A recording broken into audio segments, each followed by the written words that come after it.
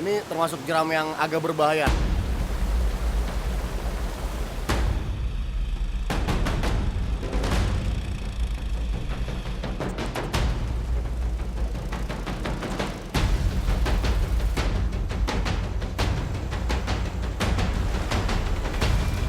Mancing mania mantap.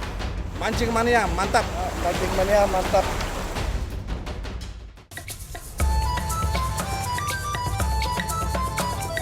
Kalimantan. Mendengar kata itu, imajinasi kita biasanya langsung tergambar hutan hujan yang masih terjaga dengan baik. Walau tidak semua benar, namun memang ada beberapa lokasi yang masih terlindungi dari eksploitasi alam yang memiliki dampak lingkungan yang kurang baik.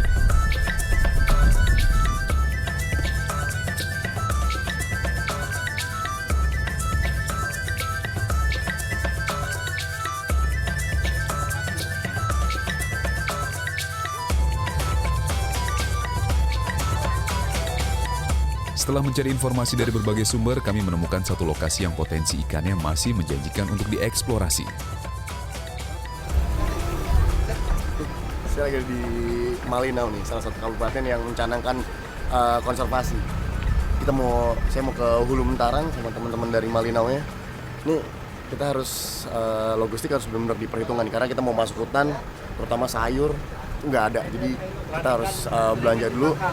Kalau misalnya untuk lauk, biasanya kita beberapa ikan kita angkat buat makanan. Jadi benar harus kita perhitungkan dulu. Jadi kita nggak kehabisan logistik di atas. Kita udah mau berangkat.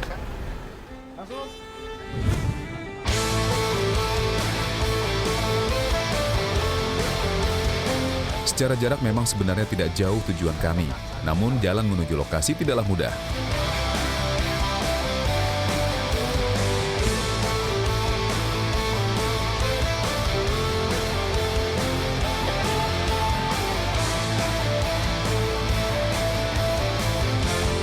Jalan tanah berbukit yang tidak selalu dengan mudah dilalui, walau dengan kendaraan 4x4 bahkan terkadang sama sekali tidak dapat dilalui karena sifat tanahnya yang mudah longsor.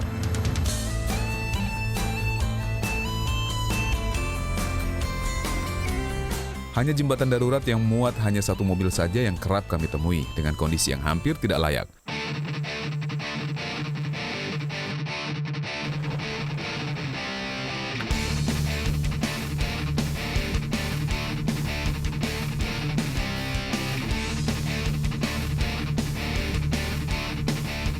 Setelah 6 jam perjalanan dan terguncang-guncang di dalam mobil, akhirnya kami sampai di tepi sungai seberang desa. Longbarang, kota kecamatan yang hanya berada di tengah-tengah hutan belantara.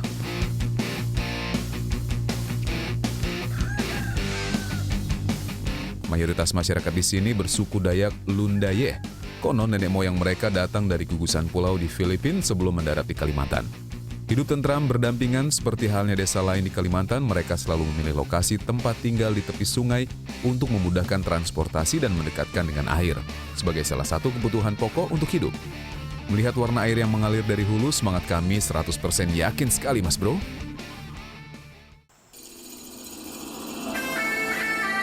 Hari berganti juga semangat kami, seperti ada perubahan warna air yang sangat drastis dalam waktu satu malam saja.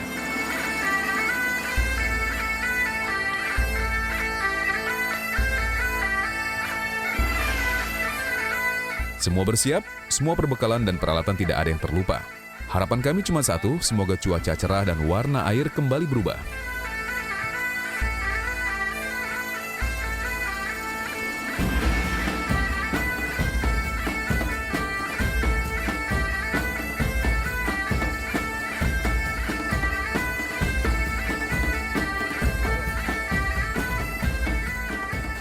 Pagi ini saya lagi ada di Desa Longbrang di Kalimantan Utara.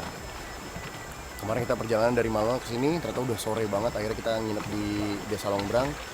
Kita mau menuju spot. Emang pakai ketintingnya ketinting orang-orang Desa Longbrang juga. Jadi karena Malinau mau menjadi kabupaten konservasi, kita mau tahu nih daerah konservasinya di sana pasti masih alami dan pasti hasil sungainya masih mantep banget. Mudah-mudahan sekarang ini sungainya juga agak coklat di atas, mungkin hujan. Tapi mudah-mudahan kita ketemu sungai-sungai, anak sungai yang jernih. Kita mau tahu ada apa aja nih di sungainya. Target lokasi 5 jam perjalanan, bukan perjalanan yang mudah sepertinya. Mantap.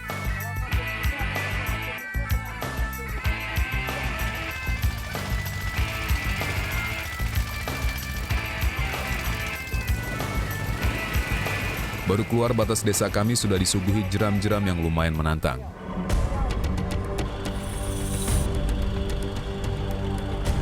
Kami berjalan selalu beriringan untuk mengantisipasi hal-hal yang tidak diinginkan dan saling membantu satu sama lain. Karena dalam seperti ini, kecil kemungkinan kita bisa bertahan sendiri.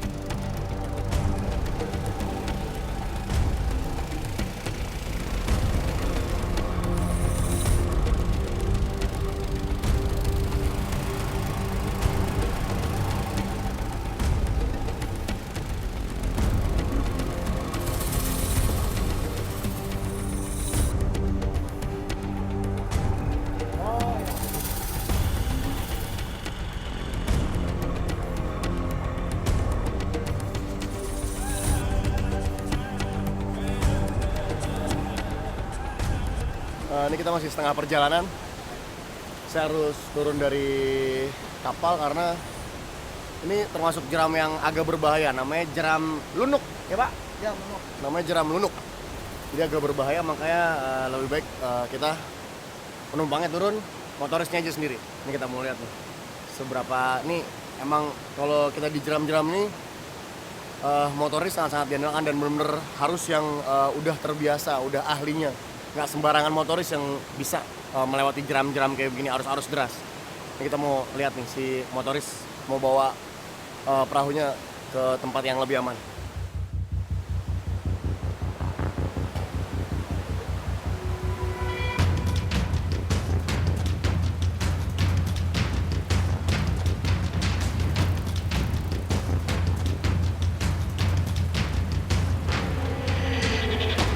Setelah mengambil jarak ancang-ancang, gaspol, Mas Bro.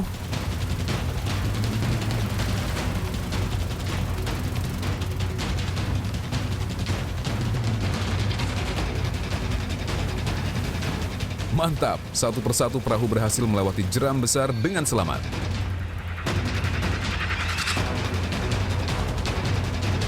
Sayangnya setelah berjam-jam meninggalkan desa, warna air belum juga menampakkan perbedaan. Ini yang membuat nyali kami ciut. Hanya bisa berdoa dan berharap jika kondisi masih seperti ini.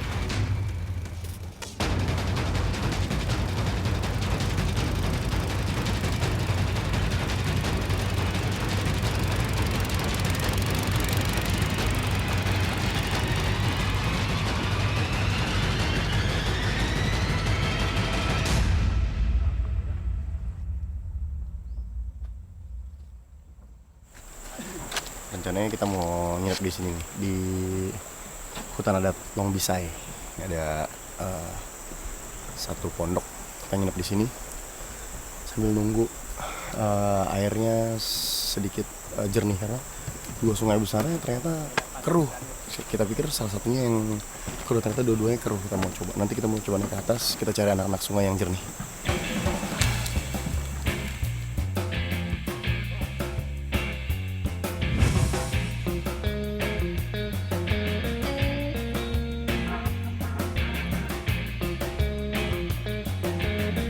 Hanya istirahat sejenak, Pak Kepala Desa mengajak saya melihat anak-anak sungai di hulu sungai.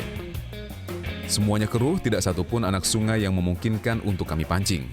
Tapi Pak Kepala Desa ternyata punya teknik untuk membangkitkan semangat kami yang sudah terpuruk. Dengan dalih mencari lauk, tanpa saya sadar dia akan menunjukkan potensi ikan di bawah air yang keruh ini.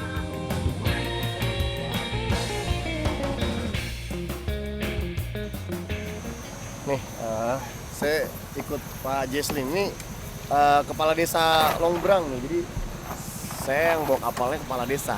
Nah, ini kita mau cari lauk karena keruh. Saya nggak bisa ngelempar. Jadi Pak Jesslyn ini coba cari lauk buat kita makan nanti. Jadi kita mau ngejala. Kita mau lihat seberapa banyak kita dapat.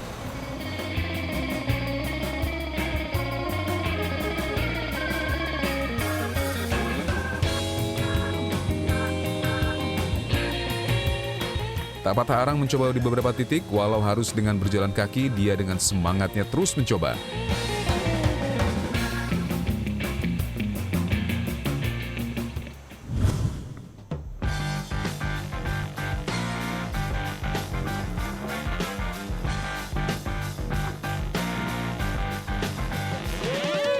Tak percuma usahanya, satu persatu ikan mulai nampak di balik jala yang ia tebar.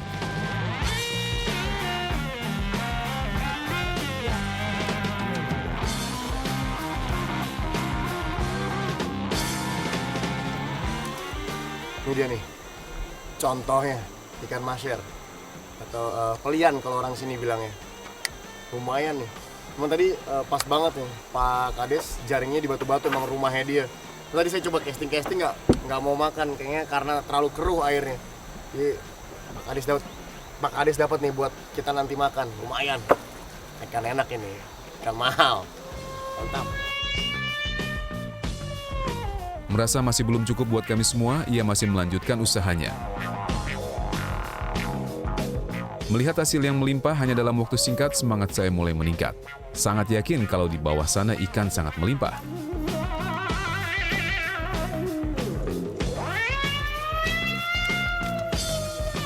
Ya mantap.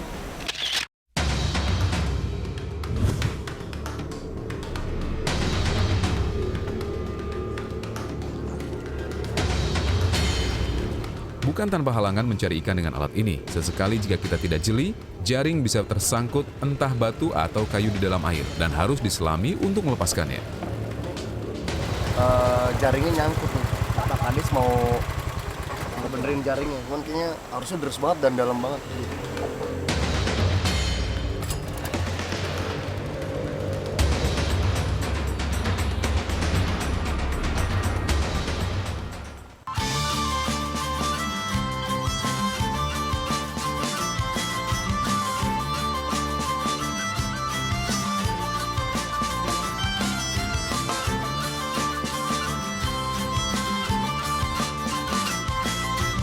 Selagi Pak Kades membutuhkan jalannya, saya mencoba di titik potensial, namun tetap saja belum berhasil.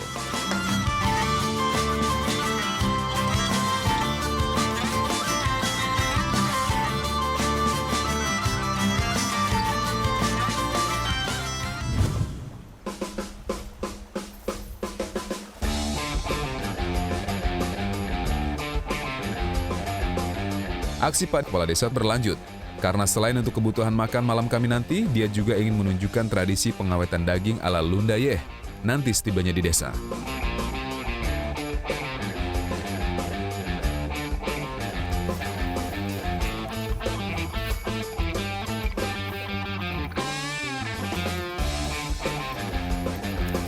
Mancing mania mantap. Di bagian bawah, beberapa teman menggunakan teknik dasaran dengan umpan kepiting dan udang sungai. Dalam kondisi air keruh seperti ini, sepertinya teknik yang mengandalkan aroma amis umpan lebih masuk akal, karena mata ikan jelas tidak akan bisa melihat apapun.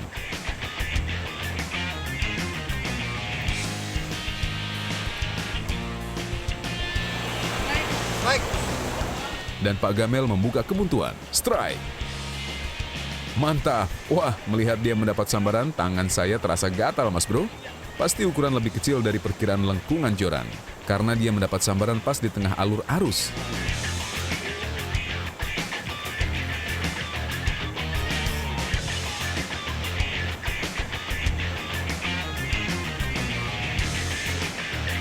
Mancing mania, mantap. Pak Gamel nih, emang sering mancing ikan sapan ya Pak? Sering. Ya, tapi beliau nih pakai dasaran, jadi umpannya pakai kepiting ya. Nanti saya mau lihat ya Pak sana Pak ya. Ditemenin sama teman-teman dari Desa Longbrang nih. Kita mau lihat nih, dua temen ini dapat juga nggak nih?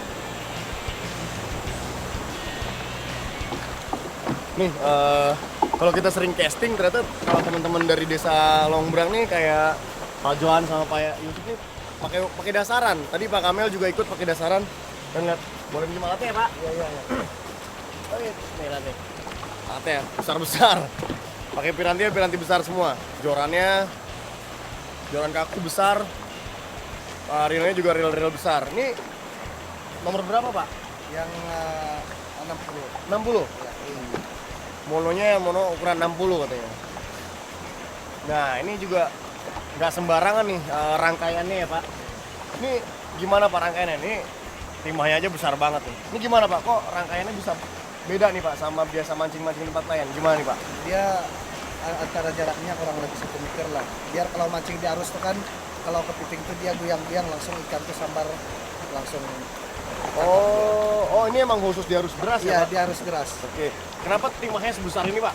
Supaya itu ndak kita lempar di arus tuh ndak lari-lari dia. Dia Oh. tetap di situ. Jadi umpan kita tadi tuh kepiting tuh dia goyang-goyang di sana, ikan tuh datang langsung sambar. Langsung tangkap dia. Ini umpannya dia diapain Pak? Kalau yang terlalu besar kayak gini dia dibelah pas kasih ambil sebelah apanya dada kan, baru kait di kancing. Baru kait. Kalau yang sedang kan, yang sedang kayak gini langsung aja. Langsung dikait? Langsung kait aja yang sedang.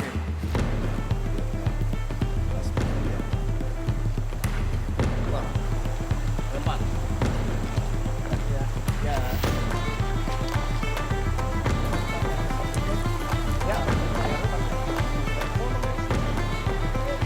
Benar-benar efektif. Tak berapa lama Pak Johan melempar umpan, dia langsung mendapat sambaran. Mantap!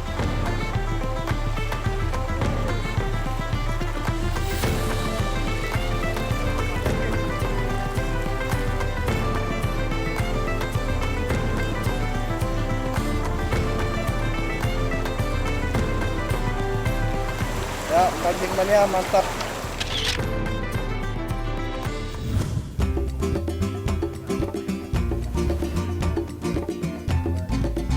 Sampai di desa, Pak Kades tidak sabar mempraktekkan teknik pengawetan yang tergolong tua ini.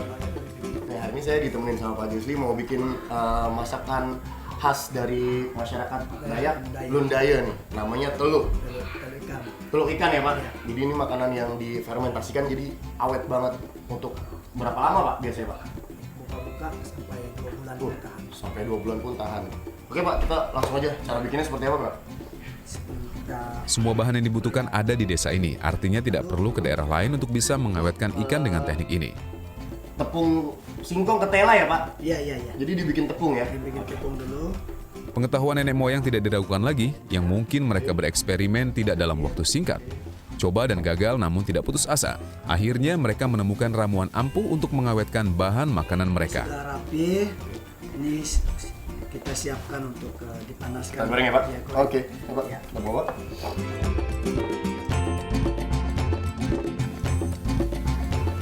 Tepung tapioka yang terbuat dari singkong dari kebun sendiri disangrai hingga kering betul untuk menghindari air yang bisa membuat makanan busuk dan gagal.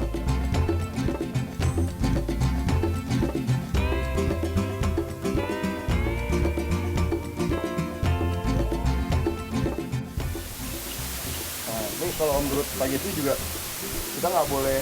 Nah, ini harus benar matang nih. Jadi kalau misalnya kurang matang, busuk Pak. Iya. Si makanan telur ini busuk, nggak tahan lama.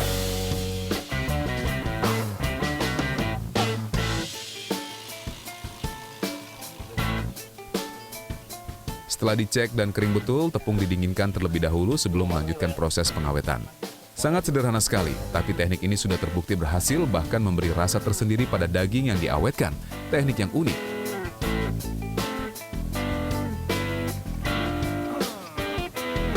Coba sekarang kita tinggal Ya. campurin aja. Campur aja. Masuk.